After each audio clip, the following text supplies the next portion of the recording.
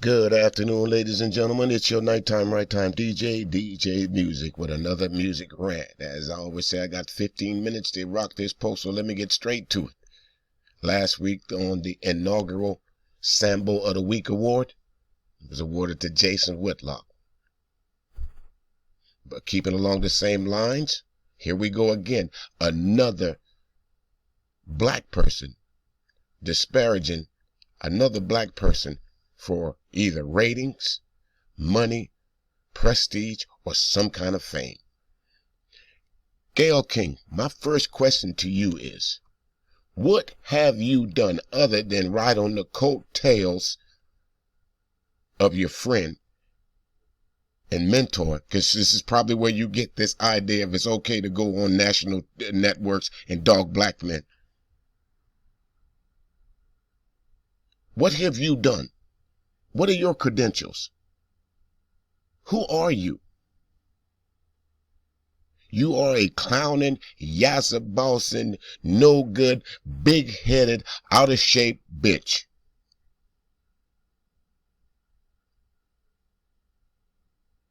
Now, you found someone that was as close to Kobe as his wife. Think about these two individuals here, Lisa Leslie and Kobe Bryant, met at the age of 18. They kind of lived in the same environment, Lisa Leslie in the WNBA, Kobe in the NBA. But focus was on both of them. Lisa Leslie because she was kind of the pioneer of the WNBA and was a great star in her own right. Kobe because he was a young, untested 18-year-old coming into a league of men. And they had a special bond. You disrespected that with the questions of what you asked this woman. And Lisa, I'm surprised that you didn't stop that interview. Because as soon as if she would have asked me those questions about my dear departed friend, interview over. Get the fuck out of my house. If that's what you're here to talk about, get the fuck out of my house. So that half-hearted excuse that you gave Gayle King that the networks chopped up your words, that they took your words out of content. No, they didn't, because here is the beginning. You had ample opportunity to change the course of that interview. You chose to go down that road and get stuck in the mud. There was a crossroad that you had to take. You could have continued this interview like this with Lisa Leslie, or you could have took her to the nasty, vile level that you did. And you did. Now you must be punished. On sight, that some people say. I'm not advocating violence against you, and I hope no one brings no personal harm to you, no bodily harm to you.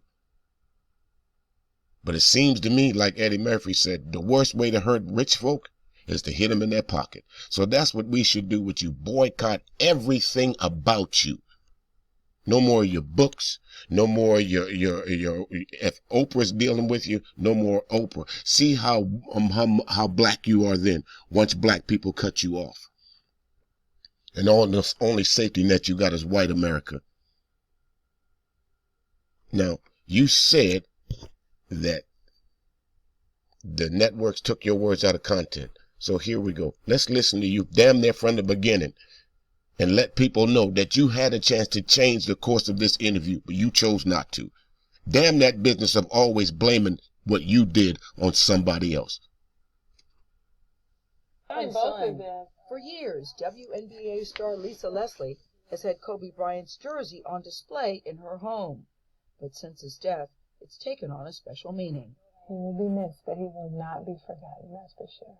They met when Bryant was only 18 years old, before his rookie season with the Los Angeles Lakers and Leslie's debut with the Sparks. The two quickly became rising stars in LA basketball and grew close. What do you remember about when you first met him? I would go to the house and he'd be like, Lise. I'm like, what? Lise, come here.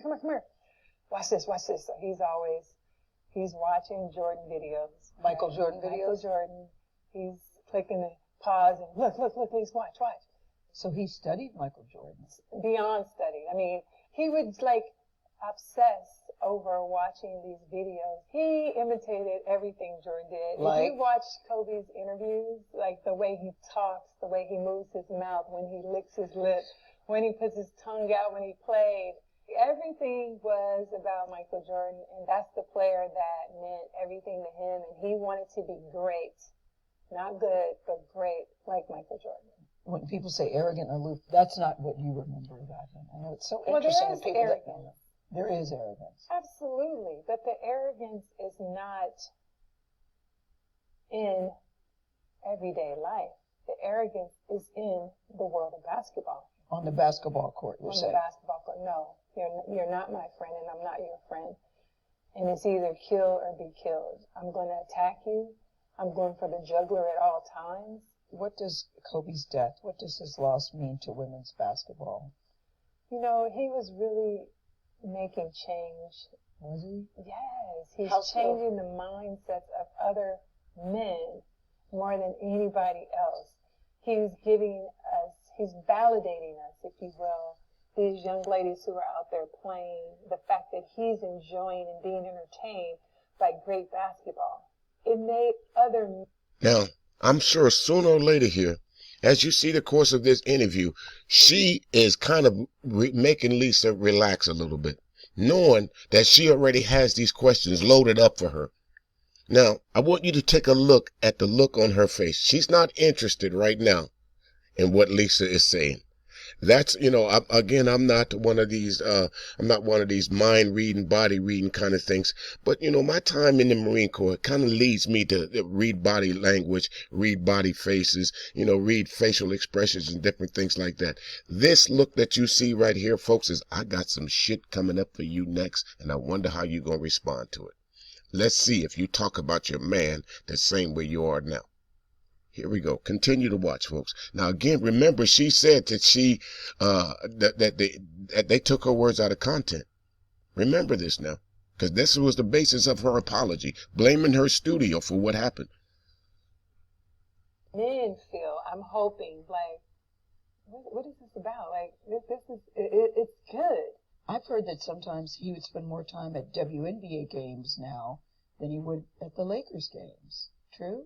Well, it's true, but I think it's also because Gigi wanted to see certain players, and she was into it, and he talked about just, you know, I remember seeing him, he was like, Liz, she got it. She got it. You know, he was just like, she got it. It's tough, Lisa, looking at the pictures of him and Gigi together playing basketball, sitting on the sidelines. It really does take your heart and rip it out when I see those pictures. Yes. We know what Kobe's accomplished, but Gigi she didn't have the full opportunity to do that, because you just know that she had the mentality. Mamacita was going to make it. She was going to be in the WNBA. It's been said that his legacy is complicated because of a sexual assault charge, which was dismissed in 2003, 2004. Is it complicated for you? My point. See how easily she brought that up, folks? She's following the script. You had ample opportunity to change the course of that conversation. Now, what I want folks to realize is you just talked about how great this man was with his daughter. You just talked about the great accomplishments that he, brought the WNBA to make people, bring it into light. And then you go right behind all those great accomplishments and you break out the one thing that would make people think that Kobe's not a good guy. Why would you do that? This is the point to where I'm upset with Lisa Leslie. Interview over. Get the fuck out of my house, bitch. You're not gonna set me up for a question like that to make me even think bad about talking about my friend because I'm a woman. Listen to the rest of this. You as a woman, as a WNBA player? It's not complicated for me at all. Even if there's a few times that we've been at a club at the same time. Kobe's not the kind of guy, never been like, let's go get that girl or tell her or send her this. I have other NBA friends that are like that. Mm-hmm. He was never like that. I just have ever seen him being the kind of person that would be do something to violate a woman or be aggressive in that way. That's just not the person that I know. But Lisa, you wouldn't see it though. As a friend, you wouldn't see it. And Again, accusing her of handing blinders on. Again, how can you say the network made you do this? How could you say the network cut out your talking points, so to speak, when this is chronologically exactly what's going on? There's no way. Now, we're going to pause this and we're going to get to her so-called apology, okay? Now, here's Gayle King, folks, responding to what clearly you and I saw was not anything possible that we could have taken her out of context. We followed this interview. There was no breaks in this. There is absolutely no way that even if you're the greatest of piecing together videos, it was too consistent. Y'all understand what I'm saying? There was no breaks into where it seems like this part didn't fit with that part.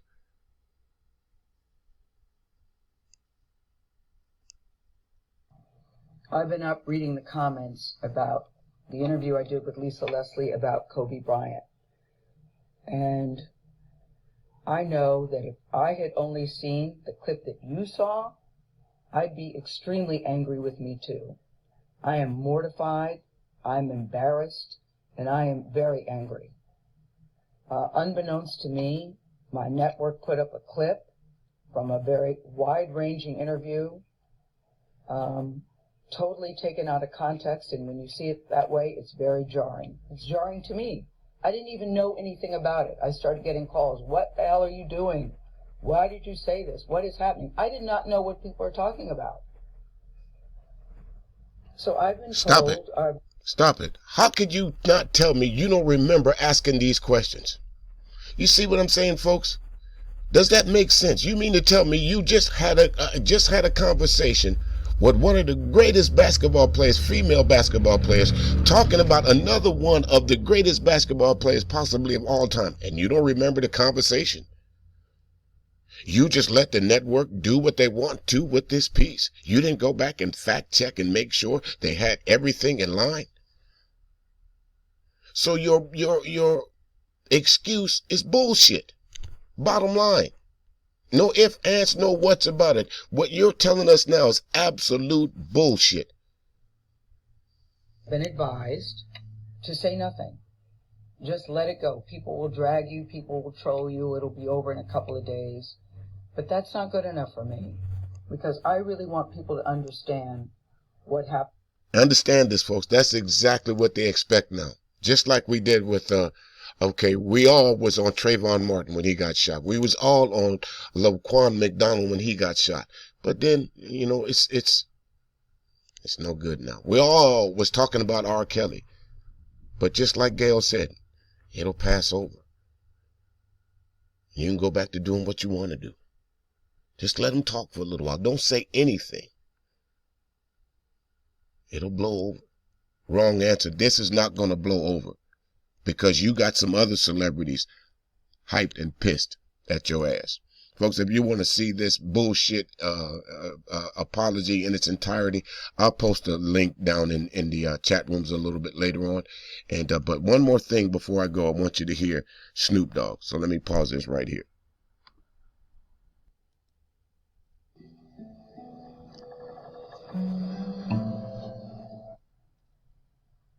Gayle King, out of pocket for that shit. Way out of pocket. What do you gain from that? I swear to God, we the worst. We the fucking worst. We expect more from you, Gayle. Don't you hang out with Oprah? Why y'all attacking us? We your people. You ain't coming after fucking Harvey Weinstein asking them dumbass questions. I get sick of y'all. I want to call you one. Is it okay if I call her one? Funky dog-head bitch. How dare you try to tarnish my motherfucking homeboy's reputation, punk motherfucker. Respect the family and back off, bitch, before we come get you. Do I need to say anything else, folks? I think not. Have a good day.